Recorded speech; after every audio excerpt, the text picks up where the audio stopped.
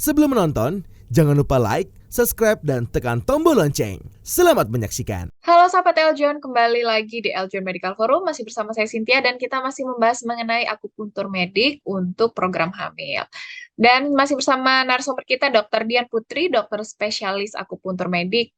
Dokter, kemudian bagaimana prosedur dari akupuntur medik ini untuk promil, dok? Apa yang mesti dipersiapkan atau yang dilakukan sebelum proses akupuntur? Untuk yang perlu dipersiapkan, yang pertama kalau misalnya sudah ada hasil screening dari dokter Obgyn dan dokter androlog sebelumnya, itu harus dibawa lengkap. Nah, kemudian tidak perlu persiapan khusus, bisa langsung dimulai untuk terapi akupunkturnya. Nanti akan ditetapkan biasanya berapa kali frekuensinya, kemudian berapa lama, ada tahapan-tahapannya, misalnya tahap persiapan 3 bulan sampai 6 bulan, kemudian eh, frekuensi 2 kali seminggu, nanti bisa berkurang jadi sekali seminggu gitu. Tidak perlu ada persiapan khusus, hanya langsung datang saja kalau bisa. Ya memang sesegera mungkin di awal-awal sudah mulai treatment akupunkturnya gitu. Oke. Kalau program hamil dan menstruasi ini, titik akupunturnya itu di mana saja, dokter? Nah, ada banyak nih titik akupunktur yang bisa dipakai. Dari kepala sampai ke kaki itu semuanya titik akupunktur tuh tersebar. Biasanya Hmm. pada umumnya sebagian besar yang diambil titiknya adalah yang dipilih kalau untuk wanita di perut bagian bawah, bisa ada di kaki juga beberapa, kemudian di ini apa punggung bawah belakang. Mm-mm. Nah, kalau untuk kasus-kasus tertentu kadang ditambahkan juga titik akupunktur yang ada di daun telinga atau yang ada di kepala. Hmm. Tuh. Eh, Kalau untuk laki-laki juga hampir mirip-mirip, tapi laki-laki sebagian besar lebih banyak ngambil titiknya dari belakang, tulang tulang belakang, punggung bawah ini. Tuh. Oke. Tapi ada pantangan tertentu gitu nggak, dok, kalau kita mau akupuntur? Nggak ada pantangan tertentu sih ya, tetap Hmm. masih boleh. Bahkan kalaupun misalnya lagi haid pun, di akupunktur juga boleh. Nggak ada kontraindikasi untuk akupunkturnya, karena prosesnya harus tetap berjalan terus kan. Nah, nanti Hmm. akan kelihatan tuh setelah 2 bulan, 3 bulan kelihatan. Di siklus haidnya nanti jadi lebih teratur. Kemudian waktu lama haidnya juga jadi sudah mendekati normal, misalnya 3 sampai 5 hari, 3 sampai 6 hari gitu. Sambil dievaluasi, sambil akupunktur, sambil dievaluasi juga setiap bulannya, khusus untuk perempuannya ya. Oke. Kemudian menopause tadi dokter sudah menyinggung sedikit. Nah, Ya, gimana dokter akupuntur medik ini membantu menopause ini? Maksudnya membantu mempercepat proses menopause nggak atau seperti apa, dokter? iya. Jadi bukan untuk mempercepat proses Maksudnya menopausnya ya. menahan supaya tidak menopause gitu. Jadi gini, menopause itu kan terjadi kalau misalnya produksi hormon estrogennya perempuan sudah mulai berkurang gitu. Jadi siklus haid pun sudah mulai semakin jarang-jarang. Biasanya kalau kita siklus haidnya normal antara sebulan sekali, terus nanti sudah umur 50-an tuh mau mulai masuk fase menopause sudah mulai ada tanda-tandanya. Kalau sekarang haidnya udah sekali 2 bulan atau haidnya sedikit-sedikit gitu. Nah, itu prosesnya juga pramenopause namanya, biasanya bisa 1 sampai 2 tahun sampai ke menopause yang benar-benar tidak haid sama sekali. Selama masa pramenopause itu biasanya suka ada perubahan-perubahan tuh di badan karena pengaruh dari hormon tadi juga. Jadi misalnya eh, kita nggak punya hipertensi nih sebelum-sebelumnya, tapi karena hormon tadi, estrogen dan progesteron tadi mulai nggak seimbang lagi jumlahnya, bisa tuh di masa pramenopause tuh sekarang tensi jadi cenderung tinggi ya, lebih tinggi gitu. Atau misalnya nanti bisa sering cepat capek gitu rasanya. Biasanya kerja begini juga nggak langsung capek kok, sekarang capek ya, lelah gitu. Kemudian badan nih rasanya nyeri-nyeri, pegel-pegel nih semuanya, sendi. Terus kok rasanya panas, panas aja, gerah aja terus gitu badannya. Atau lah jadi lebih sering berdebar-debar nih jantungnya. Atau juga ada yang ke emosi nih perginya. Kenapa ya kok sekarang jadi marah-marah terus nih ke orang di rumah, disenggol sedikit aja marah misalnya. Itu udah muncul tuh keluhan fase-fase pramenopause. Kulit juga sudah mulai kok sekarang kulitnya jadi kering, gampang gampang luka, gampang ada keluhan gatal atau apa gitu.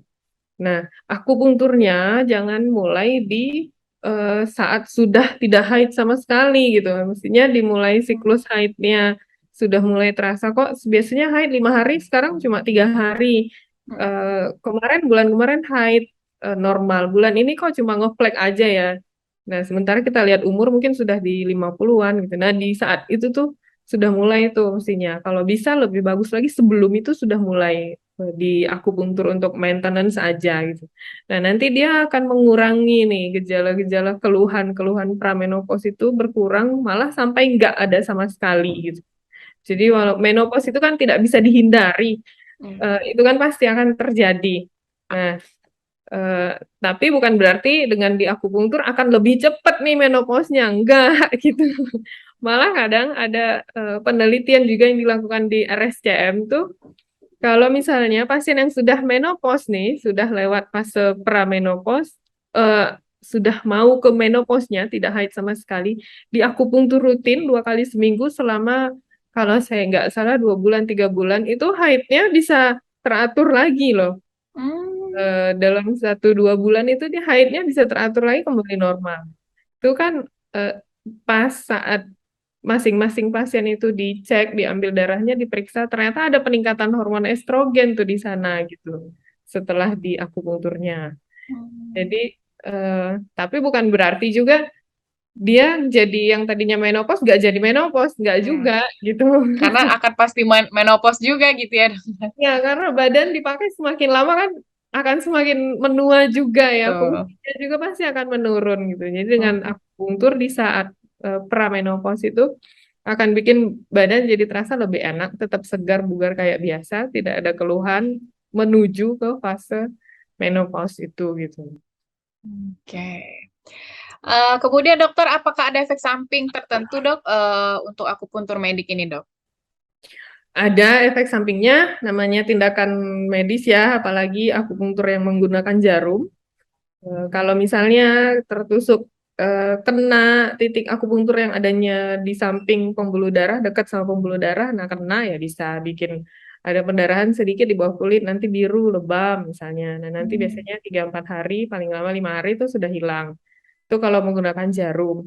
Kalau dengan laser tidak ada, hampir tidak ada efek sampingnya. Laser itu akupunktur yang tanpa jarum, jadi menggunakan sinar laser saja. Sama juga dengan akupunktur tanam benang tadi, akupunktur tanam benang, ada akupunktur benang namanya. Karena dia pakai jarum juga, jadi ada resiko untuk perdarahan bawah kulit misalnya. Ada juga resiko untuk pingsan, untuk pasien yang memang takut sekali sama jarum tapi nggak ngomong, nggak jujur gitu, bilang kalau misalnya saya paling takut nih dok sama jarum, tapi tetap memaksakan diri misalnya, terus pingsan.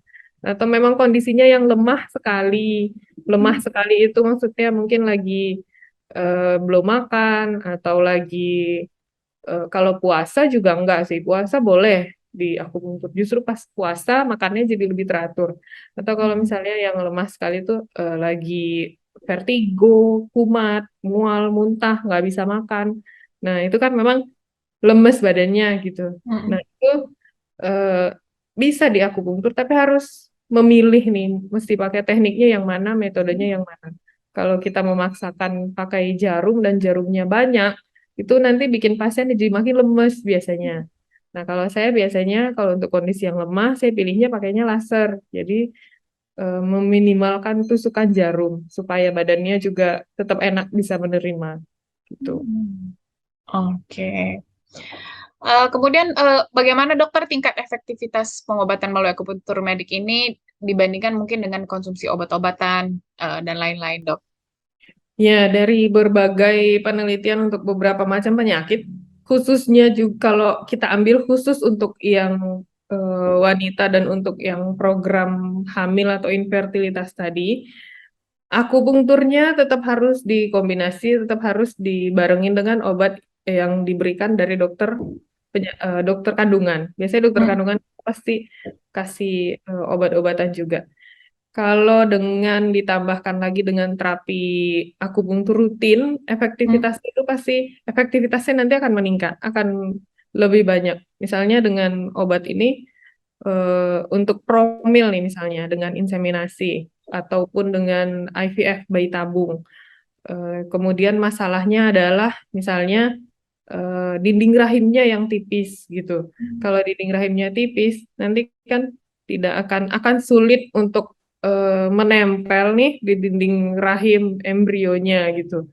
Nah, kalau diberikan dengan obat-obatan, misalnya peluang untuk berhasilnya sekitar 70%, 80% misalnya. Kalau ditambahkan dengan akupunktur, peluang keberhasilannya bisa meningkat, bisa sampai 90% misalnya gitu. Jadi dia seperti booster untuk tindakan yang ada. Oke. Terakhir Dokter Dian, apa yang disampaikan mungkin sekarang ada yang sedang bimbang atau gimana ya dokter ingin memilih akupunktur medik untuk terkait dengan program hamil, menstruasi juga gitu dokter, silakan. Ya, untuk pejuang-pejuang garis 2 yang ada di luar sana, pejuang garis 2 nih biasanya sebutannya, tetap semangat, tetap disiplin dan rajin untuk mengikuti terapi yang ada. Dan jika memang memerlukan terapi akupunktur, kadang dokter objinnya sendiri juga menyarankan untuk Bu sambil di akupunktur. Dan akupunktur juga tidak menambahkan obat juga biasanya, makanya harus rutin. Jadi perjalanannya memang panjang, perjalanannya berbulan-bulan, bisa beberapa tahun juga. Nah, semoga pejuang-pejuang yang sedang ada di luar sana sekarang dapat diberikan kesempatan atau dapat diberikan keberhasilan yang cepat gitu, cepat berhasil programnya. Nah, kalau memang sedang menjalankan akupunktur juga, tetap semangat, tetap diikutin terapinya. Memang mungkin kadang di tengah-tengahnya ada rasa bosan, ada rasa males lah, sudah beberapa lama kok masih nggak ada hasilnya gitu. Semangat pokoknya, tetap semangat, tetap dijalanin karena yang namanya usaha itu pasti tidak akan mengkhianati hasilnya gitu. Tetap semangat, tetap usaha, tetap memotivasi diri untuk disiplin terus mengikuti terapinya. Oke, baiklah. Dokter Dian, terima kasih banyak untuk sesinya hari ini, dokter. Terima kasih banyak, Mbak. Terima kasih Ya, sudah dikasih sama-sama, kesempatan dok. sharing juga. Semoga semoga sedikit tapi mudah-mudahan bermanfaat ya. Amin. Oke.